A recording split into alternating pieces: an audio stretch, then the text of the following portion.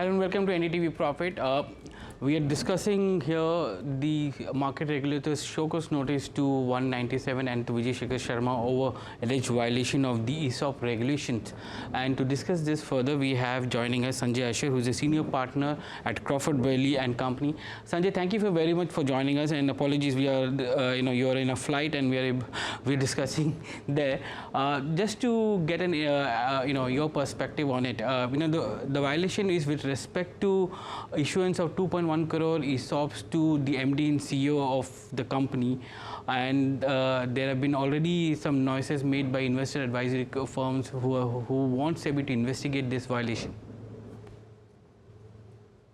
Surely, if the ESOPs which are granted to the MD and CEO are not within the guidelines provided under the Sebi regulations, then obviously the regulator has to look into it.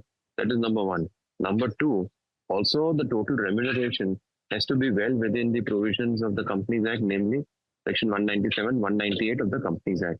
The total remuneration which can be paid to a managing director is not more than 5% of the net profits of the company, calculated in a prescribed manner.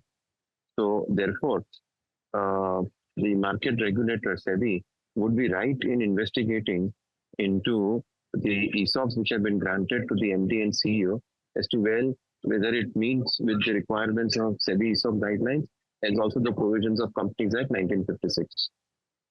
Sanjay, the shareholding of 197 is little structured in nature because if you look at the shareholding, VSS or Vijay Shekhar Sharma holds nearly 9.1% directly. He holds nearly 4.8% through a trust structure where he is the sole trustee and is beneficiary, and also he has an indirect voting interest through a company called Resilient Asset Management, where that company holds nearly 10%, and that's an Ant Financial transaction where the stake is held by Vijay Shekhar Sharma, but the economic interest is with Ant Financial. So if you put all these together, the stake goes well about 10% or so.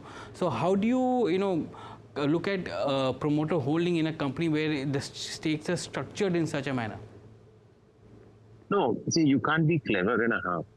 You can't have a structure in such a manner that it meets the requirements of the regulations. Direct and indirect acquisition, holding, not acquisition, but shareholding, is to be considered for the purpose of calculating the total shareholding. Now, even if it is an indirect shareholding, that necessarily has to be captured for the purpose of calculating the total shareholding by Mr. Vijay Shekhar Sharma. So, therefore, in my view, the indirect shareholding also has to be calculated, and the total shareholding of Mr. Vijay Shekhar Sharma has to meet with the requirements of the regulations and should not have more than 10% of the total shareholding of his. And it's a well-accepted norm. I was thinking that, how do you think Sebi will test the entire structure of promoter? Because even though he is not classified as a promoter, he owns rights in the article of association of the company, which gives him a board seat and executive position in the company, and he controls directly or indirectly more than 20% of the company. So how will a regulator test this promoter definition? Because for many years there has been a debate going on between control and ownership, and which the regulator itself is finding it difficult to come out with a clear criteria. So the test of promotership is what is at question here. The control has been defined under the Companies Act, and a similar definition is there under the Sebi Takeover Code. And again, similar definition is also there in other securities law. So my point is that if he is in breach of the definition of the term control, then obviously he is in control of the 197 Communications Ltd. Number two, as far as ownership is concerned, the definition of ownership is also very clear: direct plus indirect ownership, or the percentage of shareholding in the company, whether it is insurance, whether it is banking, whether it is NBFC, or whether it is under the securities law. it's very, very clear that the ownership percentage has to be calculated direct plus indirect. Now, if you aggregate both direct and indirect, and if that exceeds the controlling percentage as mentioned under the Companies Act or under securities law, in which event he is in breach of both the definition of the term control as also the total ownership percentage, which he is under an obligation to hold. He can't breach that particular aggregate shareholding of the company. There are a couple of regulators involved here. One is Sebi, one is RBI.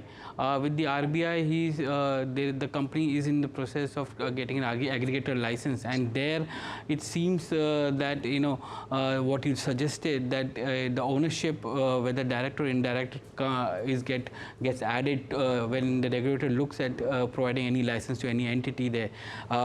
And that triggers the entire Sebi violation as well, because if it's more than 10% at the RBI end, the same law would apply at the Sebi's end as well, and then there's a violation of 10% norm which is there as per Sebi's share-based employee benefit and sweat equity regulations. If you own more than 10%, you are not allowed to be given ESOPs. So that violation comes immediately there, right? Yes, absolutely. It comes immediately, and both the direct and indirect shareholding has to be calculated, and not only the direct shareholding. So clearly, it would be in breach of the SEBI ESOP guidelines and the regulations. Sanjay, the company has come out with a statement saying that it has an independent legal opinion and it is compliant with the regulation. Do you think that that will hold some water with the regulator? It holds, but ultimately, regulator will say that, look, I will go to my own legal department. I will have my own legal view.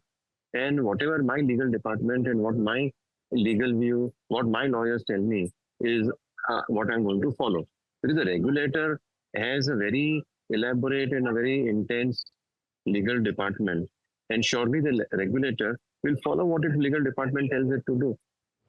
At best, the NRC, who may have granted the ESOP to Mr. VSS, their bona fide would not be under a challenge. That's the only saving grace which is there. But otherwise, if it is in breach of regulation, it is in breach of regulation. So, and then one will have to test as to whether direct, indirect, shareholding both to be considered or not has to be considered. So from SEBI, it will go to SAT. From SAT, it will go to Supreme Court. Okay. So it is going to be a test case, as we means what I can figure out. But my point is that if SEBI finds that there is a violation, can the regulator reverse the ESOP allotment which has been given to VSS? Absolutely. Yeah. Yes. The only fortunately, if it is the ESOPs have not been vested and they've only been granted, okay, in which event it can be unscrambled. But once it is exercised, then it will be difficult to unscramble the exercised ESOP. And those ESOPs, if they have got converted into shares, because then there is a process of reduction of capital, etc.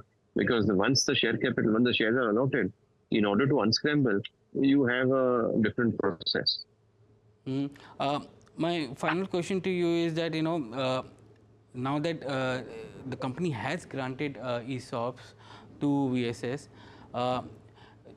can it proceed to allow VSS to exercise those ESOPs, or it will have to wait for the SEBI order before it can be done?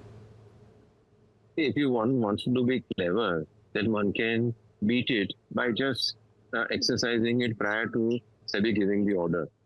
But as a good corporate governance, as a good corporate citizen, one has to wait until SEBI gives a green signal, especially when it is under challenge.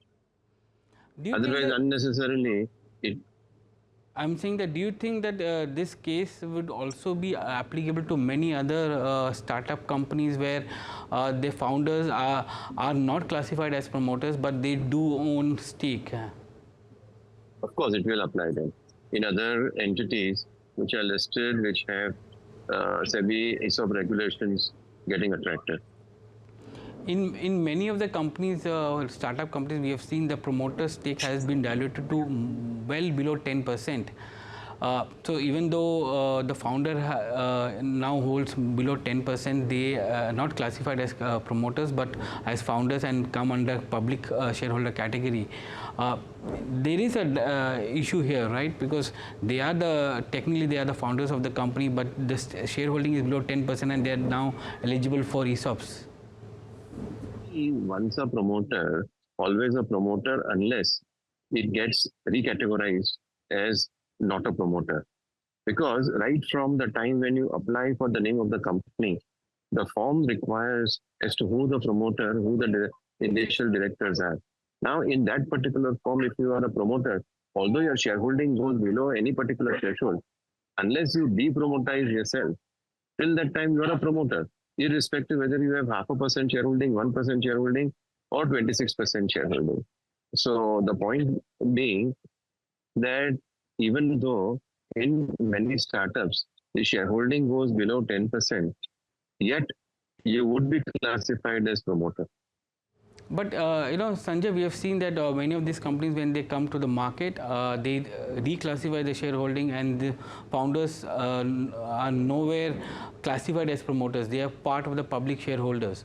How do you manage that? Because in the article of association, they may have special rights which are there, but in the shareholding, they are not classified as promoters.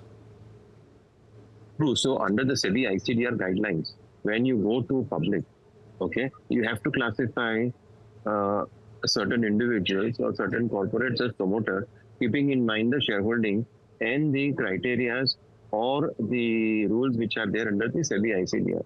Now, if they don't fall within that particular ICDR promoter definition, then in which event they may be classified as public. Now, the question is, at the same time, you have certain rights in the company. Now, Sebi can take a view to say that although in letter it does not fall within the definition of promoter, however, having regard to the facts and circumstances and having regards to the rights which are granted to that particular individual, still that individual can be granted as a promoter. Sanjay, it was a pleasure talking to you today. Thank you for joining us. I know you are on board a flight. On a flight. Thank you. Yes. Thank you very much for joining and you. taking us Thank you. through this. Thank you.